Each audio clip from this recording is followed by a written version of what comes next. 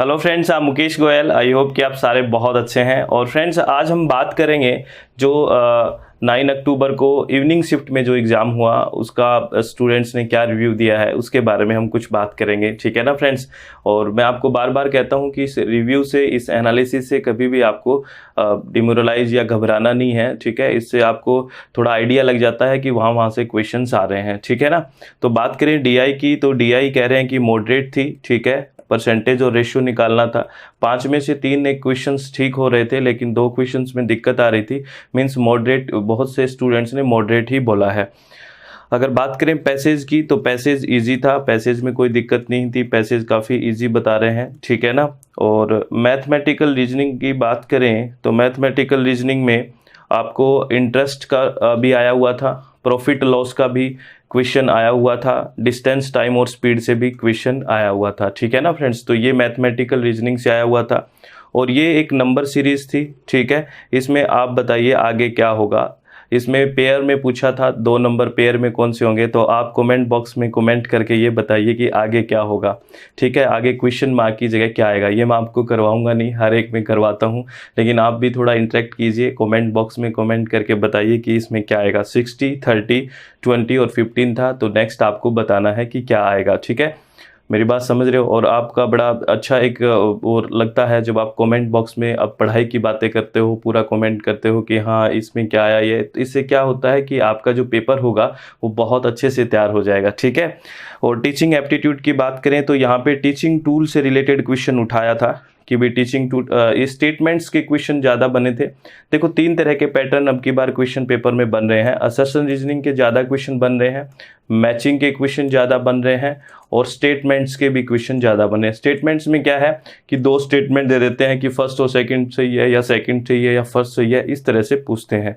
तो teaching tool से भी क्वेश्चन पूछा गया। लेवल ऑफ टीचिंग, देखो हर बार क्वेश्चन पूछा जा रहा है। लेवल ऑफ टीचिंग से भी इवनिंग शिफ्ट में भी पूछा गया, मॉर्निंग में भी, हर एक पेपर में पूछा जा रहा है। अगर रिसर्च एप्टीट्यूड में बात करें तो कोज एंड इफेक्ट के बारे में बात की गई, कौन सी रिसर्च है, और हमने बहुत आराम से पढ़ी हुई है। आप रिसर्च टाइप में जाके पढ़ सकते हो। एक्शन रिसर्च के बारे में कुछ कुछ बातें हुई है। और use of ICT in research, ये स्टेटमेंट्स में क्वेश्चन पूछा गया। बहुत ही सिंपल क्वेश्चन था कि कैसे यूज आईसीटी का अगर यूज करते हैं, इंफॉर्मेशन एंड कम्युनिकेशन टेक्नोलॉजी का रिसर्च में यूज करते हैं तो किस तरह से क्या होगा, तो आपको पता है बेनिफिशियली होएगा। ठीक है, तो ये सारा स्टेटमेंट्स में क्वेश्चन था, तो बड़ा इजी था। पीपल डेवलपमेंट और इन्वायरमेंट में सोशल जो ये सस्टेनेबल डेवलपमेंट गोल्स हैं, यहाँ से हर बार क्वेश्चन आ ही रहा है। मिलेनियम डेवलपमेंट गोल हो या सस्टेनेबल डेवलपमेंट गोल हो, तो फिर यहाँ से क्वेश्चन आया। और यहाँ पे इमिशन से कोई क्वेश्चन आया, एज इट इज़ कोई क्वेश्चन याद नहीं है। ठीक है, स्टूडेंट्स को। और डेसिबल से भी कोई क्वेश्चन आया था, जो हमने बहुत डिटेल में बात की है जब हमने पीपल डेवलपमेंट एंड इन्वायरमेंट की एक यूनिट करी है ना, एक आवर में, पूरी 1 घंटे में पूरी यूनिट करी है।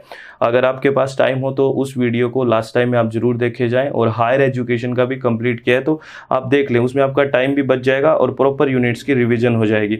और फ्रेंड्स, जितने भी एमसीक्यूज के डाले हुए हैं वीडियोस, प्लीज़ उनको पक्का रिवाइज करके जाएं। ठीक है। हायर एजुकेशन की बात करें तो वेदास से क्वेश्चन आया और ओपन एजुकेशन सिस्टम से भी बोल रहे हैं क्वेश्चन आया है, वेदा से भी और ओपन एजुकेशन सिस्टम से भी। ठीक है ना फ्रेंड्स, हायर एजुकेशन से मैं यही बात कर रहा हूँ कि क्वेश्चंस कहाँ से आ रहे हैं। ठीक है, मैं अभी आंसर नहीं बता रहा आपको। और लॉजिकल रीजनिंग में middle term and minor term से क्वेश्चन आया, परसेप्शन, अनुमाना और शब्दा से क्वेश्चन आया। और हिली फायर, जो हिल में फायर है वो वाला हम करते हैं ना, उस तरह से कोई क्वेश्चन यहाँ थोड़ा सा चेंज करके आया था। और अर्थपति का भी क्वेश्चन आया था। ठीक है ना, बात समझ गए। और कम्युनिकेशन से बैरियर से क्वेश्चन आए थे, स्टेटमेंट से क्वेश्चन पूछा गया था। बैरियर अब की बार उठा लिया, इतने पिछले पेपर में ज़्यादा बैरियर से क्वेश्चन नहीं आ रहे थे, अब बैरियर से आ रहा है। ठीक है, तो बिल्कुल वैसे कोई टफ नहीं था क्वेश्चन। बहुत से स्टूडेंट्स का रिव्यू यही है कि इजी था। और आईसीटी में रैम, सीपीयू के ऐसे करके 4 दिए हुए थे और मैच करना था, जैसे ब्रेन ऑफ कंप्यूटर, इस तरह सिंपल था। रैम का क्या काम, ऐसी तरह से मैच करने का था। प्राइमरी मेमोरी, ठीक है, के बारे में स्टेटमेंट से दिए हुए क्वेश्चन थे, स्टेटमेंट का क्वेश्चन आया था। ब्लूटूथ और 3G का भी स्टेटमेंट से क्वेश्चन आए थे। ठीक है, ई यंत्रा और सर्च इंजन के बारे में भी क्वेश्चन आया था। तो ये स्कीम्स है, हमने बहुत डिटेल से की हुई है, इनको भी आप अच्छे से देख लें। ठीक है ना फ्रेंड्स, ये स्कीम से भी एक एक क्वेश्चन उठाया जा रहा है। ठीक है, तो ये सारी बातें जो कहाँ कहाँ से कौन कौन से क्वेश्चन आ रहे हैं, आई थिंक आपको सारी बातें समझ में आ रही होगी। और अपने आप को रिलैक्स करके, चित्त को शांत करके सारी बातों को अच्छे से करना और किसी भी तरह की कोई टेंशन मत लेना। अगर आप प्रॉपर रिवीजन पे फोकस करोगे तो आराम से आपका सिलेक्शन होगा, और बिल्कुल आराम से अगर पेपर को अटेम्प्ट करोगे तभी चांसेस रहते हैं।